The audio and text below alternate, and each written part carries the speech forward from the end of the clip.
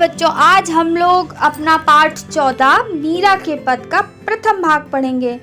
इसमें मीराबाई के 2 पद हैं जिनकी रचना उन्होंने की है। उनकी व्याख्या के बारे में समझेंगे और देखेंगे किस प्रकार कृष्ण की भक्ति ने उन्हें दीवाना बना दिया था। चलिए कुछ प्रश्न, उनके उत्तर जानिए। मीरा के समान ही कृष्ण को मानने वाले किसी अन्य कवि का नाम आप अगर जानते हैं तो बताएं। कि जैसे ही कृष्ण की भक्ति मीरा करती थी, वैसे ही कोई दूसरा कृष्ण का भक्त जिन्होंने पदों की रचना की है। बहुत सारे व्यक्ति हैं, किसी एक का नाम आप बताएं।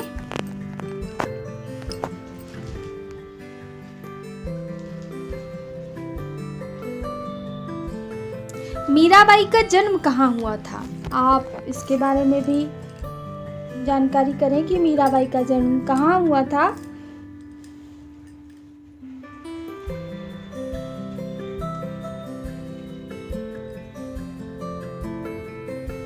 और मीराबाई ने अपनी रचनाएं अनेकों भाषाओं में की हैं। किसी एक भाषा को आप अगर जानते हैं तो बताएं। किसी एक भाषा जो ज़्यादा उनकी रचनाओं में मिलती है उसे बताएं कि कौन सी भाषा है।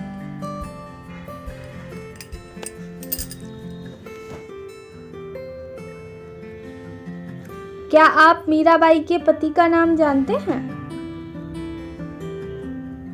यदि आप मीराबाई के पति का नाम जानते हैं तो बताएं, मीराबाई के पति का क्या नाम था? उनका विवाह किससे हुआ था? और मीराबाई संघर्ष करते हुए अपनी लाइफ स्पेंड कर रही थी, लेकिन अपने जीवन के अंतिम दिन जो थे उन्होंने कहाँ बिताए, किस जगह पे बिताए, आप जानकारी करें और बताएं। देखें कि कैसे उन्हें स्थान से प्रेम था जो कृष्ण से संबंधित थी। चलिए पाठ को पढ़ते हैं। नमस्कार बच्चों, आज हम लोग अपना पाठ 14 मीरा के पद का प्रथम भाग पढ़ेंगे। इसमें जो मीराबाई जी ने रचना की है, पायो जी मैंने तो राम रतन धन पायो, इसकी व्याख्या के बारे में पढ़ेंगे।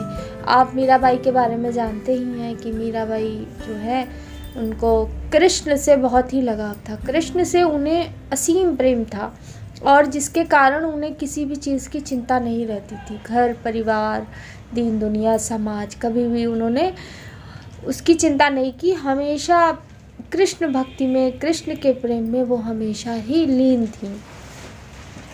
और उसी अवस्था में उन्होंने बहुत सारे पदों की रचना की है। बहुत सारे ऐसे उन्होंने भक्ति में बात बोली है जो पद के रूप में बाद में प्रसिद्ध हुई हैं। जिन पदों की उन्होंने रचना की है उसको पढ़कर समझ में आता है कि वास्तव में इस संसार में भगवान के अलावा और कोई दूसरा व्यक्ति नहीं है। कोई दूसरा भगवान के अलावा किसी का भी कोई दूसरा सहारा नहीं है। और उन्होंने भगवान के लिए बोला, कृष्ण जी के लिए बोला कि मैंने तो भगवान रूपी रत्न पा लिया है, रत्न धन पा लिया है। आप इस पद के जो हर शब्द हैं उनके बारे में अगर ध्यान से पढ़ते हैं तो आपको समझ में आता है कि वो कहती हैं कि पायो जी मैं तो राम रतन धन पायो, कि मैंने दुनिया के सभी धनों में सर्वश्रेष्ठ, सारे धन जो भी हैं, धन संपत्ति वैभव, उनसे भी ऊपर उठकर भगवान रूपी धन को पा लिया है। वस्तु अमोलक दी मेरे सतगुरु कृपा करी अपनायो। अमूल्य वस्तु हमारे गुरु जी ने दे दी है और हमारे ऊपर कृपा कर दी है, हमने उसे अपना लिया है और हमें अब किसी भी चीज़ की इस संसार में आवश्यकता नहीं रही। अब मुझे किसी भी वस्तु की आवश्यकता इस संसार में नहीं है। हमें सबसे, दुनिया की सबसे अमूल्य वस्तु भगवान रूपी जो भक्ति रूपी जो धन है वो मिल चुका है। जन्म जन्म की पूंजी पाई जग में सभी खोवायो। जिन्होंने जन्म जन्म से अपनी पूंजी इकट्ठा की है, जन्म जन्म की पूंजी पाई है, इस संसार में सब कुछ छूट जाता है, सब कुछ खो जाता है। और ये जो भगवान का भक्ति रूपी जो धन है ये कभी नष्ट नहीं होता, ये हमारे साथ हमेशा बना रहता है, कभी भी समाप्त नहीं होता, हमसे कभी दूर नहीं होता। अब इसके बारे में वो आगे बताती हैं, खर्चे नहीं कोई चोर न लेवे, दिन दिन बढ़त सवायो, कि जो हमारा भक्ति रूपी धन है ये खर्च करने से खर्च भी नहीं होता है और कोई चोर भी इसको चुरा नहीं पाता है। और दिन दिन बढ़त सवायो, और रोज़ प्रत्येक दिन ये फिर बढ़ जाता है, मतलब 1.25 हो जाता है, एक इसके से और भी 1/4 और उसमें आगे आ जाता है, यानी कि मतलब 1.25 बढ़ जाता है, रोज़ बढ़ जाता है हमारा भक्ति रूपी जो धन है।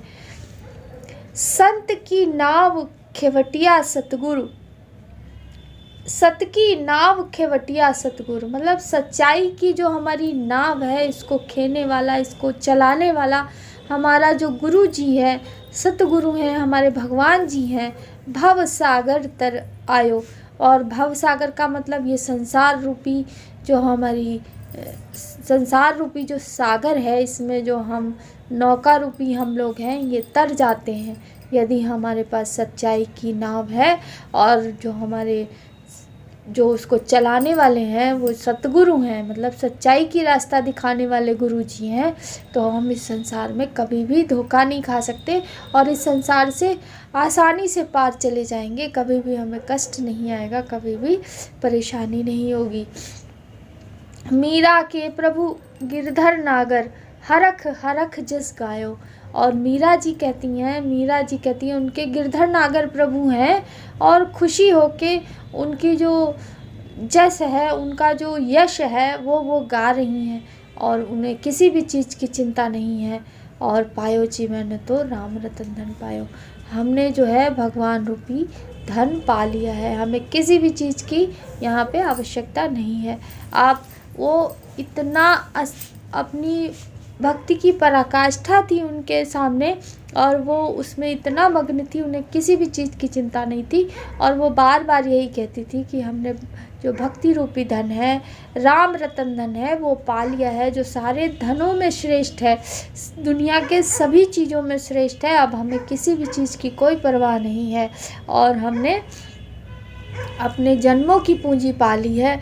और जो भी दूसरे लोग खो देते हैं संसार में वो, लेकिन हमारा जो धन है, हमारे पास जो धन है वो हमारे खर्च करने से भी नहीं समाप्त होता, कोई चोर भी नहीं चुरा सकता और वो हर दिन 1.25 बढ़ जाता है।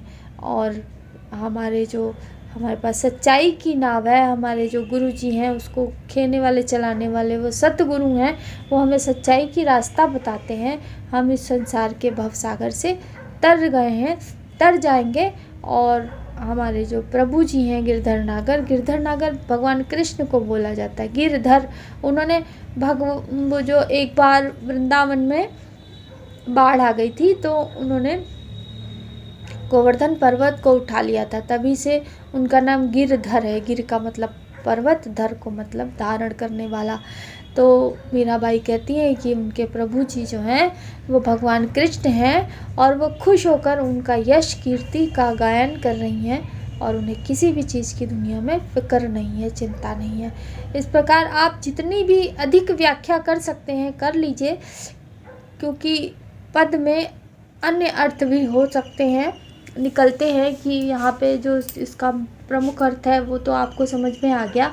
और इसके अलावा भी आप इसमें जो गूढ़ रहस्य रूपी इस पद के अलावा भी इसका जो सेंस निकलता है वो भी आप समझ लें कि इनका अदृश्य रूप से, अप्रत्यक्ष रूप से ये कहना है कि भगवान की शरण में जाने के बाद दीन दुनिया की कभी भी कोई भी फिक्र नहीं रह जाती, भगवान सब कुछ आसानी से पूरा कर देते हैं और उन्हें किस संसार में जितने भी कष्ट हैं, दुविधाएं हैं, ये सब समाप्त हो जाती हैं भगवान की शरण में जाने के बाद और आनंद ही आनंद रह जाता है। तो इस प्रकार मीरा के इस पद पर आधारित जो प्रश्न हैं आपकी अभ्यास माला में वो भी आप कर लें। मीरा को क्या प्राप्त हुआ है? मीरा को राम रतन धन प्राप्त हुआ है। अमूल्य वस्तु के बदले में मीरा ने क्या खोया है? इस अमूल्य वस्तु के बदले में मीरा ने अपना जो अमूल्य वस्तु के बदले में मीरा ने क्या खोया, इस लाइन से आप ये समझ लीजिए कि मीरा का जब विवाह हुआ था तो मीरा जी ससुराल में भी भगवान कृष्ण की भक्ति में लीन रहती थी। तो उनके जो पति थे वो उनका भी देहावसान हो गया था। ससुराल में कोई भी उनकी भक्ति से प्रसन्न नहीं था। उनका सब कुछ खो गया था। उन्होंने अपना छोड़कर, अपना संसार जो था, सामाजिक संसार छोड़कर वो सड़कों पर ऐसे ही पद की रचना करते हुए गाना, भगवान की भक्ति करती रहती थी। तो उनका सब कुछ जो सांसारिक रूप से, भौतिक रूप से जो उनके पास था वो सब कुछ चला गया था। तो उन्हें जब ये अमूल्य वस्तु, भक्ति रूपी अमूल्य वस्तु मिली, लेकिन उनका सांसारिक जो वैभव था, सुख संपत्ति थी, वो सब कुछ चली गई थी। तो यही आप कह सकते हैं कि अमूल्य वस्तु के बदले में मीरा ने अपना जो सांसारिक उनका सम्मान था, वैभव थी, संपत्ति थी, वो सारी खो गई थी, चली गई थी। आगे का भाग अगले वीडियो में हम पढ़ेंगे। चलिए, एक्टिविटी में इंटरनेट की सहायता से आप सर्च करिए और मीराबाई का जीवन परिचय लिखिए। मीराबाई का जन्म कहाँ हुआ, कैसे उनकी लाइफ थी और शादी हुई, फिर बाद में उनका वैधव्य आ गया और वो ससुराल से उन्हें निकाल दिया गया, कई बार उनको मारने की भी कोशिश की गई। ये सब बातें आप उनकी स्टोरी में पढ़ेंगे। और होमवर्क में आप जो पहला पद आपने पढ़ा है उसका अर्थ लिखेंगे, व्याख्या करेंगे, जो आपको समझ में आया है आप अपने भाव में, अपने भाषा में, अपने शब्दों में। और प्रश्न 1 का और 1 खा को भी लिख लेंगे। अगले वीडियो में हम अगला पद पढ़ेंगे। तब तक के लिए थैंक यू।